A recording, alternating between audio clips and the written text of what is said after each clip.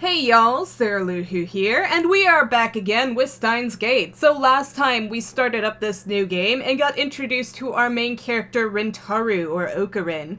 He is a mad scientist, and when I say mad I mean completely delusional, who, along with his childhood friend Mayuri, decided to attend a time travel lecture. When we got to the time travel lecture, though, something strange appeared on the roof that resembled a satellite, and I'm pretty certain that wasn't supposed to be part of the lecture. Because when we got down to the lecture, they didn't mention any of the stuff on the roof. They just started talking about this one scientist's theory for time travel and everything, but Ocarin here was like, hey, I know about that theory because you ripped it off of a message board. And yeah, that did not please that scientist. And his assistant, the girl genius, Makise, or Makise.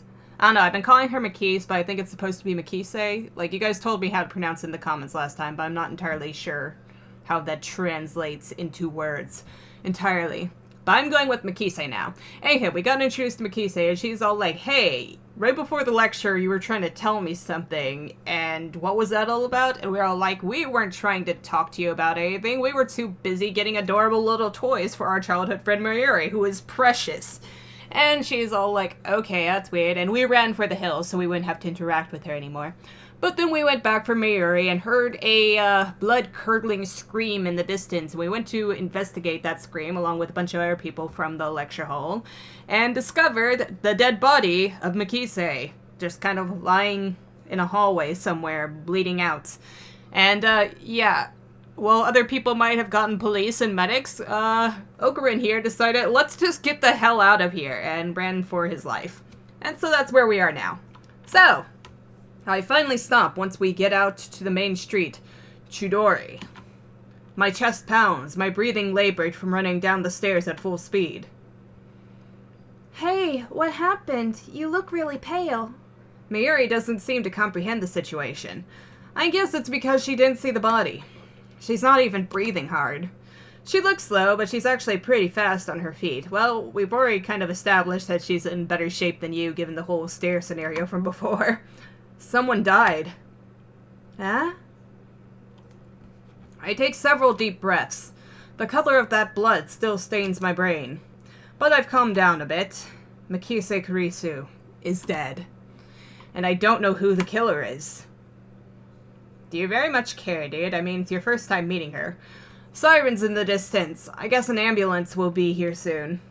Then the police will arrive and this area will become a crime scene. But for now, the crowds milling through Akihabara have no idea what has happened. Everyone is going about their business as usual, the never-ending search for electronics, Mo, and porn. Is that how you say it? Mo? Moe? I'm not entirely sure. Let's see, we got a, how do we do this again? There's our tip. Tip is 4. 4. OTAKU. Oh, that's, I see, it's like a little subgenre thing. Okay, so this is Moe. A word used to describe character traits that are cute or endearing, including flaws such as glasses, clumsiness, or ditziness. Also used to refer to the culture of entertainment centered around characters who possess such traits. Pronounce Moe. Yay! Thank you! My lovely tips. And what's this story? Word used here as a suffix meaning street. Oh, from that other thing before. Okay. Well, that's our new info for today. Let's get that.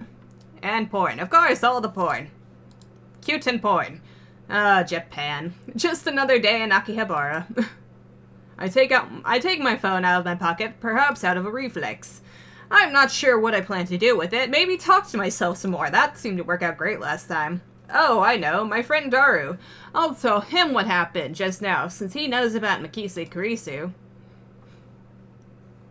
Okay, I suppose it might be disrespectful to the victim.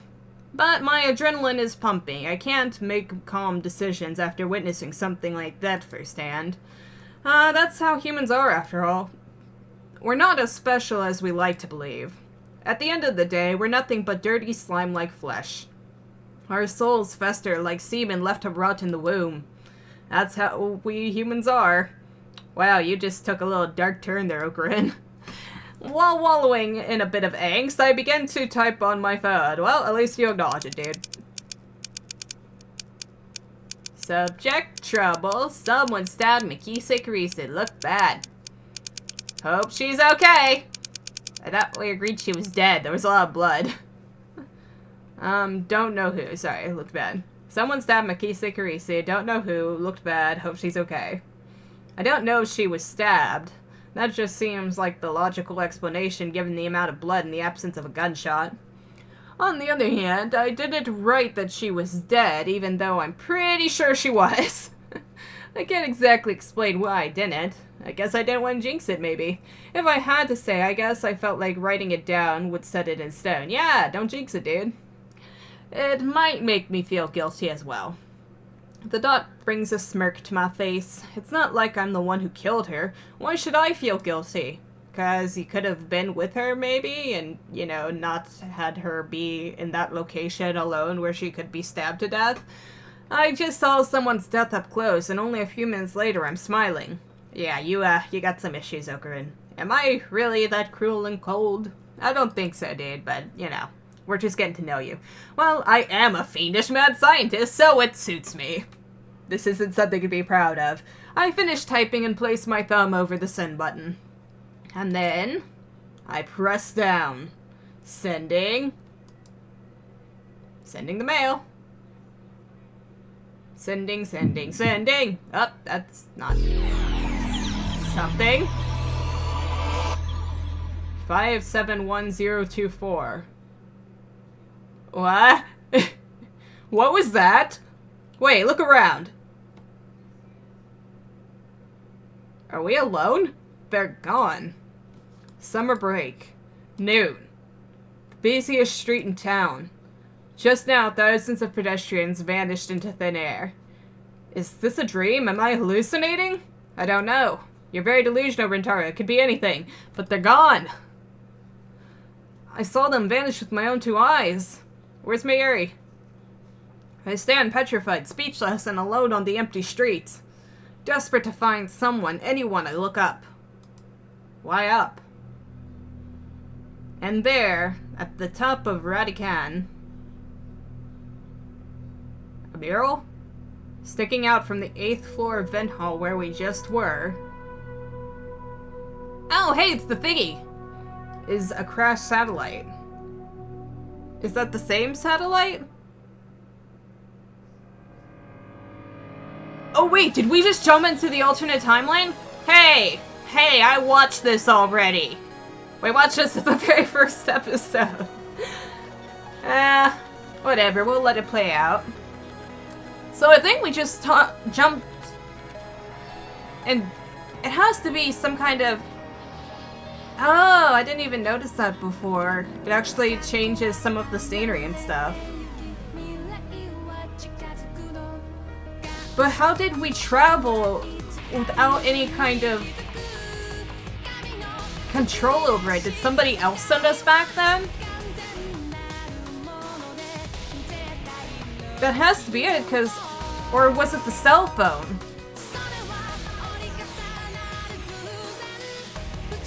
But that doesn't make any sense, because we used the cell phone earlier.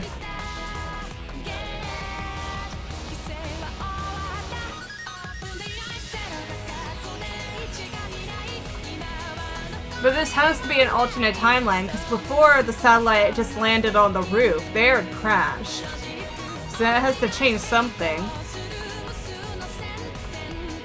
Maybe it removes everyone from the area, so that means that Mikise wouldn't be there to get stabbed, right?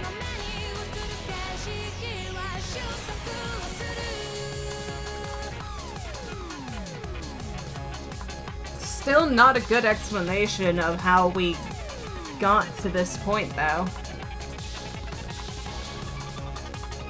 Like, clearly somebody has to be, you know, manipulating time for us, but you would think we would actually do the discovering of time machine stuff ourselves before any of that took place. Chapter 1, The Travel Paranoia. Hey, can you see us? Why won't you answer? I'm asking you a question. Yes, you on the other side of the monitor. Humph. Your silence only strengthens my hypothesis. I suppose that from your perspective, it appears that we are the ones inside the monitor. Hehehe. But that's where you're wrong. For it is you who are inside. Your reality is nothing but lies and shadows. Naturally, that includes you too. Are you talking to me or whoever's on the other side of this monitor? True reality is on this side of the screen. Don't believe me? I don't blame you. Few are those who can handle the truth. But no matter, I shall speak in simpler terms, easy enough for even you to understand. This is the Future Gadget Laboratory, located in the Akihabara district of Tokyo. We call it simply the Lab. Our purpose is to shatter the system and plunge the world into chaos. Oh great, we're an anarchist. What fun. Really, you shouldn't do bad things, Okarin. Quiet, I'm a mad scientist, remember? From the station, head down Chudori until you reach Suhirocho Station. Then take a left onto Kurumebashi Dori. In the alley before the traffic light, you'll find the rundown Uhiyama building. The lab is on the second floor. On the first floor is a store of ill repute called the Brawn Tube Workshop. You can't miss it. It deals exclusively at CRT monitors of all things. Can you imagine? Even in the heart of Akihabara's electric town, the demand for CRTs is practically non-existent. But the proprietor of the Brawn Tube Workshop, Tanoji, is also the owner of the building. That's how he can afford to maintain his ridiculous niche hobby shop, even as land value continues to rise. He may seem a rough sort, but he was no match for my charisma. Now the entire second floor is mine for the next to nothing. Mwahaha. So, okay, he's definitely talking to somebody else. It's not breaking the fourth wall. There's somebody who's coming. Question is who? I digress. The Future Gadget Laboratory is currently experiencing a severe shortage of manpower. We welcome dedicated scientists from all fields to apply. At present, our researchers are... Okarin, You've gotta say lab mems, not researchers. Our lab mems, laboratory members, are 3. I am the founder of the Future Gadget Lab, Lab Mem 00, number 001. The insane mad scientist, Kiyoma. Okarin is cuter, though. Next, we have our resident cosplayer and only female lab member, lab mem number 002, Shina Mayuri. You do cosplay, Mayuri? I wasn't getting that. Call me Mayushi. I like making costumes more than wearing them. And last, we have our resident super hacker, member 003, Hashida Itaru. And I guess that's you in the back. Stop calling me that. It's super hacker, duh. Here at the Future Gadget Laboratory, we devote ourselves to the art of invention. For details, see our lab's homepage. Our top priority, of course, is to develop weapons for the war within the Dark Dominion, but the research has spawned a number of offshoot inventions. In fact, that's all it spawned. Our arsenal of future gadgets is up to 8, but this is just the beginning. I have a total of 108 inventions to create. So either he's talking to someone in particular, or I'm thinking this is like a job notice, maybe? Like, he's looking for more members, so he's just kind of, like, putting this out there. Like, in that tennis manga, right? I get it. Prince of Tennis? What does that have to do with anything? No, it's the number of earthly desires immortals, you at-channel junkie. And I thought I told you not to interrupt me when I'm talking. Yeah, I wouldn't want to interrupt you talking to yourself. I'm not talking to myself. Can't you see? I'm talking to the person behind that monitor. He just grinned. What are you grinning about, damn you? You don't even exist outside that monitor. Just say, don't look at me. I don't think that's gonna work. Is there somebody here or not? I want to know. It appears our attempts to communicate have failed. It's sad to see someone so deeply in denial of reality. Maybe they think we're in the game? Oh, maybe they think we're in the game? I'm getting confused with the freaking things at the bottom. I doubt it. It's even occurred to them. But aren't your 2D girlfriends the same way? That's different. Those girls are my wives. You got some waifus, Rintaro? Nobody cares about your harem, dude. But Mayushi touched upon a very interesting theme, you know? What if we're actually just characters in a game? Anyway, we can know for sure? Like, you know, cement that? I mean, I can tell you guys, but I don't know. Come on! Such questions are meaningless. Our time is better spent thinking of ways to destroy the system. Nice chunibyo, yeah, bro. Yeah, you guys told me about that. That's apparently what he and Gundam are supposed to be. I step back from the monitor. Oh dear god, what the fuck? Displayed on the screen is the ugly cute character Alpaca Man. That is not ugly cute, that is just disturbing. This is a game called Alpaca Man 2, where you speak to Alpaca Man via microphone and watch him react. The game exploded in popularity when it was released 10 years ago.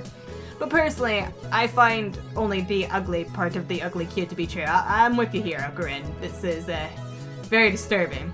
I bought it yesterday, 500 yen used, headset included. How are you doing at it? I turned to Daru with a menacing glare.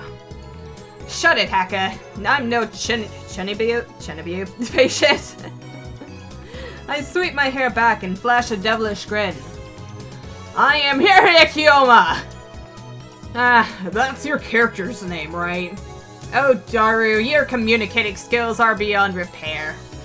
I'll have you know, I go to a ton of offline meets, and I'm always the life of the party. And I'm totally certain. You do seem to be the energetic sort. This fat, bespectacled guy is my brother-in-arms and right-hand man, Hashida Itaru, nicknamed Daru. He's a hardcore otaku. You can always find him in front of the computer, playing games and watching anime. You know, like most people. He has 2D wives on whom he cheats with 3D maids. I don't agree with his preferences, but to him, anything's fine as long as it's moe. Okay, that might not apply to every person, but you know. He's a reliable and skilled partner who brings my ideas to fruition. Despite his insistence that software is his forte, he shows remarkable aptitude with hardware as well. Okay. Ow, the needle bit my finger. Aw, Mary. Over here, nursing a pricked finger, we have Shina Mayuri, a 17-year-old high school student. If you can believe it, I've known her since we were both small. Yes, I can. We kind of went over your entire relationship in the beginning. Speaking of which, what happened back there? She's also an otaku, nowhere near Daru's level though.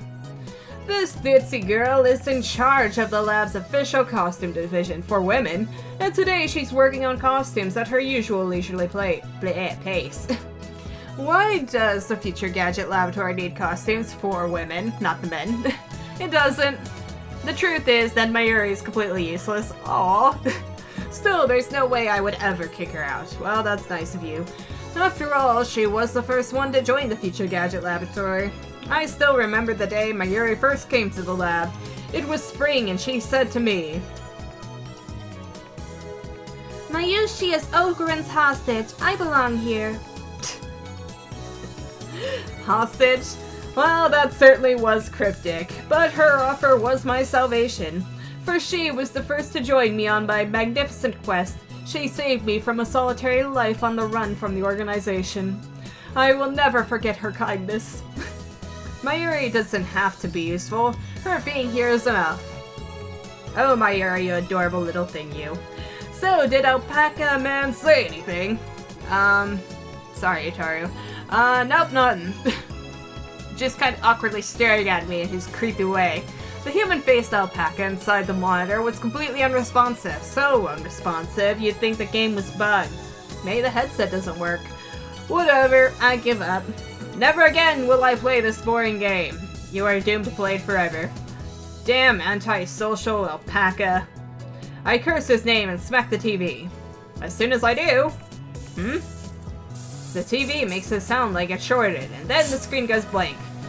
I changed the channel. Great job, Rintaro. Broke the frickin' TV. Nothing. Check the power cable. Nothing. Whack it again. Nothing. I guess it's broken, damn. This crummy TV is on lease from the Brawn Tube workshop downstairs. Oh joy, now you're going to have to pay for it. It's probably just old. Well, maybe you shouldn't have gone hitting it, man. You made Mr. Alpaca angry. Ah, damn. I'll have to get it repaired later. I turn off the TV and lie down on the couch. I'm fed up with the humidity of Japanese summers. I stare at a conspicuous stain on the ceiling while fanning myself. I'm with you, dude. Humidity's starting to get up here, and it's awful. Fuck humidity. I close my eyes. And what naturally comes to mind is that impossible scene I saw an hour ago. Oh, are we? Yeah, we're going back to it. They're gone. As I left Radicon, everyone vanished before my eyes. I can't explain it. I just thought that they were going to completely just, like, forget about this until later or something. And it wasn't just the people in the street. The people in the stores, gone. And all the restaurants, gone. Even the cars are vanished, drivers and all. And it all happened in the blink of an eye. Suddenly, an empty city spread before me. I could still hear the music from the stores, but those catchy melodies were the only sounds of life remaining. Heat was rising from the asphalt in waves, but I felt only a cold chill down my spine. I just stood there, breathless, until... What's wrong? Mayuri's voice brought me back to reality. Mayuri hadn't disappeared. She was right there, looking at me with questioning eyes. Everyone disappeared just now, right? Huh? You saw it too, right? Just now, before our very eyes. Panic took hold as the enormity of what had happened struck me. I cannot read today. Unable to control myself, I grabbed Mayuri by her slender shoulders and shook her. Did you see it, Mayuri? You saw it, right? Huh? Mayuri's head flopped back and forth from my shaking. Be more gentle with her, you monster. I didn't see anything. You didn't? I stopped shaking her and looked straight into her eyes. Get right up in that face. She returned my gaze with eyes clear as glass marbles. You saw nothing. Nothing at all. There were people here a second ago, weren't there? There were? Even the store employees are gone. That's impossible by any measure. Of course they are. Her reply didn't make any sense. It was like this when we got here. Oh, I know. You're seeing things, aren't you? I'm sure it's because of the heat through... How could she laugh at a time like this? She is so damn precious. I always thought she was a bit strange, but maybe her brain is actually broken. I am pretty certain we just hopped to another timeline, dude. I'm not entirely sure how, but I'm thinking that's what we did. I realized that she couldn't help me. With nowhere else to turn, I looked up at the bright blue sky. There wasn't a cloud in sight. The scorching summer sun shone bright through the gaps between Akiba's buildings. Naturally, my eyes drifted to the top floor of Radicon, where I had been just a moment before.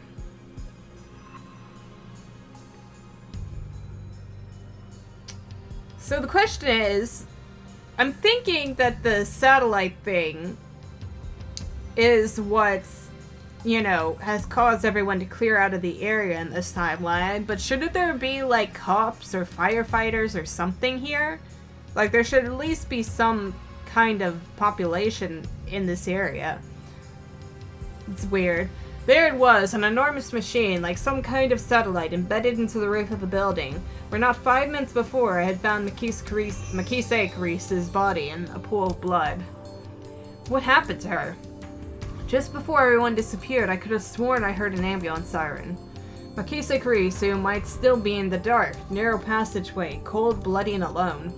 The thought disturbed me, but the question at the forefront of my mind was... what the hell is that satellite doing there? Right before Dr. Nakabachi's presentation, the building shook like a bomb had exploded. The roof door lock had been broken, and beyond it, someone had placed a satellite-like machine, shrouded in smoke and glowing dust. When I first saw it, the satellite was on the rooftop. But that's not what I was seeing now. This satellite had penetrated the top floor of the building, obliterating the room where Dr. Nakabachi's press conference had been held. It must have fallen out of orbit without burning up in the atmosphere somehow. I knew it was crazy, but what other explanation could there be? The real question was, when did that happen? Mayuri, about that satellite. Yep, what a surprise, huh? What do you mean? What was the surprise? It made a huge kapow sound. A huge kaplow. It certainly did make a sound, but I don't think it was kaplow. I'd say it was more like... Did that satellite fall out of the sky? Did it? Do you think any aliens were on board? Had I lost my mind? I'm curious as to how you've actually kept your mind in this scenario. Because I'm thinking that that satellite up there is the time machine somehow, but...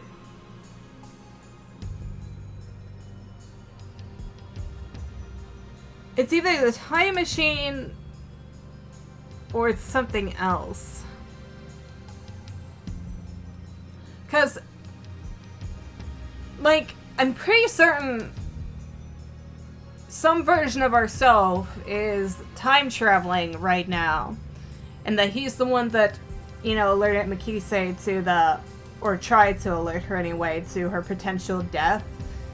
But the question is, like, how is this version of ourselves, like, maintaining his memories of everything? Because he shouldn't, if he's not the one directly jumping through time, then he shouldn't be remembering this. But he is technically the one jumping through time. I don't know, it's a little confusing. What I had seen didn't match at all with what Mayuri was saying. Suddenly nothing seemed real. Had I dreamt it all? Hey, you two! Just then, a uniformed policeman ran up to us, his expression stern. What do you think you're doing here? This area is off limits. You have to leave. We're sorry. First, my good man, let's call you Officer A. I have one question. Officer A? Thousands of people just vanished. You saw it too, didn't you? Okay, so at least this clears up my question earlier, where the policemen and, you know, firemen. What are you talking about? Get out of here! I was quickly losing confidence in my own memories. I decided to tell him about Mikise Kurisu and get him to call an ambulance, but before I could... Look, I don't have time for your nonsense. The policeman took me by the upper arm and said, no one got stabbed at Ronicon. Wait, what? How could he say that with such certainty? While I was still trying to comprehend the situation, the policeman forcefully led us away. News tips. Okay, we got something about UPX. We were escorted up to UPX and released. There were people at UPX like usual. Actually, there were far more people than usual. The place was packed. Let's see what UPX is. Ooh, we got a lot of things. A fictional major office building in Akihabara. We already know what otakus are. Oh, what did I just do? Offline meet, where members of your community meet in real life. That's kind of already explains itself. Yes, we know what alpacas are. They have popularity as ugly, a cute animal. Alpacas are just cute. They're not ugly cute. How dare you, game? Literally 8th grade syndrome, that chunibyo thing. A term referring to a mindset exhibited primarily by teenage males, also used as a derogatory term to refer to older people who still exhibit these mindsets. Characterized by an affected attitude of nihilism or cynicism, extreme self-centeredness, delusions of power and superiority, and a consuming fear of being treated like a child. The person exhibiting these symptoms believes that they are cool, but most observers find them pathetic. Yep, that sounds about right. Chitty girl, female character in anime, game, or manga, don't look at me.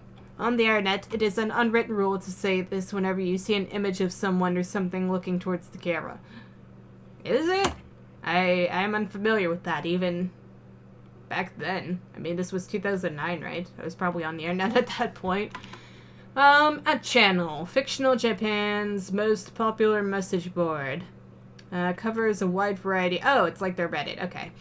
Super hacker, tremendously skilled hacker. Already got that. Cosplay, we already know what that is. And the system is the means by which the organization maintains a grip on humanity. Stick it to the man. Alright. There we go. Got all caught up on our tips. Anywho. So we're at UPX, right? Far more people than usual are packed into this place. Just as Officer A had said, Chidori had been blockaded by police, so nobody could enter. There was nothing we could do, so we head back to the lab. And that brings us to the present. I'm baffled. Did the whole hour since the beginning of Nakabachi's presentation really happen? I check online for any news. The net is buzzing about the mysterious machine that crashed into Radican. All of the major stations in Tokyo, even ToTV, are running special bulletins about it. Fortunately, it doesn't look like anyone was hurt, but Chidori is still closed off. Akihabara Station is jammed with reporters and curious onlookers. Nobody has mentioned anything about the disappearance of thousands of people from Akiba streets, and nor about Makise Kurisa's murder. It's all a mystery. A mystery? I see, so that's it. From the sofa, I spring to my feet, a wide grin on my face. Daru and Mayuri turn and stare. Well, what's come to you, Rintaro? This is all an elaborate cover-up by the organization. Their influence has corrupted local law enforcement, which means our entire government may already be under their control. My God! But they still underestimated me, for I am not so easily played. One day I will expose their deeds and put an end to their reign. Having come to a satisfactory conclusion, I take a celebratory bottle of Dr. Pepper. I'm going to say it. You might say Dr. P. It's Dr. Pepper. We all know what it is. My favorite soda from the fridge. The lab has no air conditioning. Ice-cold drinks are essential. Unless Dr. P is, like, actually something. I don't know. Elixir intellectualis. A drink fit for a genius. Cola's better. Oh, Corinne really loves his Dr. P. I pity a man who knows not the greatness of this beverage. I'm with Daru. Cola is better. Step through the curtain dividing its center, and you'll enter the heart of the future gadget laboratory, the development room. Just as the name implies, this is a room where we develop future gadgets. Needless to say, it is strictly off-limits to outsiders. It just kind of looks like a pile of junk, no offense, dude. Yes, I know, the setup is cheap. I would much rather have an airlock than a curtain, but our research budget is already scraping the bottom of the barrel. Besides, what's important isn't money, it's ambition. I poked Daru and bid him follow me into the development room. All of the windows here are weather-stripped and with packing tape, so it's them. And hot, almost like a sauna. I've been wanting to buy an air conditioner for the lab, but there's no money for that. We're currently accepting donations. Upon entering the development room, I pick up the lab coat that's lazily draped on the chair and put it on. I always wear a lab coat in the development room, for practical reasons as well as symbolic ones. Daru, however, refuses to wear his. Putting it on and taking it off is apparently too much trouble for him. He can't be bothered to do anything that doesn't interest him. It's men like him who give our generation a bad name. His lab coat, purchased from my own pocket money, I might add, just sits on the shelf. It's never been worn and probably never will be. Daru, is the plan progressing smoothly? Oh, what plan? Daru gives me a blank look. Damn it, man, pay attention to me. I sigh and turn his attention to the table in the middle of the room. Microwave oven. Sitting majestically on top of the table is a commercial-grade microwave oven. It's significantly larger than newer home models. The plan, as in the plan, obviously. I'm talking about perfecting gadget number 8. Oh, that. How was I supposed to know what you meant? We've known each other for what, 3 years now? We went to high school together, and now we're going to the same university. We share an inseparable bond, like 2 prison cellmates. He's only been a lab member for 2 months, though. We were different classes junior year, and actually we didn't talk at all, so 2 years? Details. The point is, we've known each other for a long time. I expect you to keep up with me here. I wouldn't say that's actually too long of a time, Rintaro. Nope. Awkward silence. Man, all I wanted to do was have one of those cool cryptic conversations where we talk about plans and preparations and other important sounding stuff. But no one knows what it means except us. Shot down again. You're breaking his heart here, Daru. So are we any closer to figuring out what's wrong with gadget number 8? Not yet. What is... Oh, we're on a computer screen. So far, the Future Gadget Laboratory has completed a total of 8 inventions. As I explained to Alpaca Man, the lab's primary goal is to develop weapons for the war against the Dark Dominion led by the organization that rules the world from the shadows. At present, we haven't completed any inventions of that sort. On the contrary, we haven't even figured out what we should make. But along the way, we have managed to create some ingenious futurish gadgets as a byproduct of our research. It is a fundamental truth of science that great inventions are often created by accident. In other words, serendipity. Allow me to introduce the glorious future gadgets. Gadget number 1, the bit particle gun. Gadget number 2, the bamboo helicam. Gadget number 3, could this be Aurora? Gadget number 4, the Moed snake. And gadget number 5, once again I've made a worthless object by Goemon. Gadget number 6, the Xylem Saber? Xylems? Gadget number 7, Ghost in the Ball. They can all be seen on the website Darby, so feast your eyes upon the products of a mad scientist genius. Alright, let's see what your products are. Start at the bottom. Bit particle gun. The very first future gadget, a toy ray gun with a TV remote jammed inside. You can change channels by pointing it at the TV and pulling the trigger. However, the only supported button is the channel plus button. No other buttons like volume or unusable. To turn the TV on, you must manually flip the switch on the TV. Its name is a reference to the classic Japanese robot anime, Mobo Jakugan Gunbum? Gundam, whatever.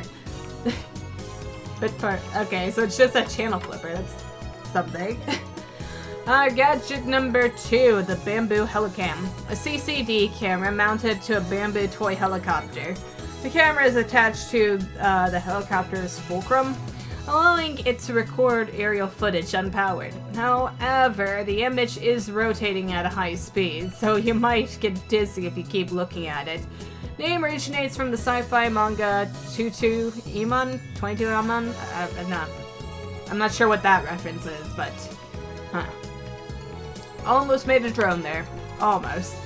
Alright, future gadget number 3. Could this be Aurora? A lie detector based on thumb perspiration. Though it might be more appropriate to call it a sweat detector. You have to admit, it's a pretty clever invention. Its name is a reference to the classic manga JoJo's Bizarre Adventure. I know that one. It's JoJo, right? JoJo's Bizarre Adventure? Okay, Moed Snake. Future gadget number 4. The Moed Snake. An instant super humidifier. Uses electric heating coils to quickly boil a large volume of water. This generates enough steam to fill a room of 12 square meters, though it can only be operated continuously for a few seconds. It looks like a Claymore landmine, which appeals to military otaku. Its name is a reference to the stealth action game Metal Moe Solid Rising. Okay. Now that one almost has a proper use. Like, that could have been used as a solid if it was, like, you know, for more than a few seconds. Alright, once again, gadget number 5. Created by combining a dryer and a vacuum. The dryer is operated using the exhaust of the vacuum.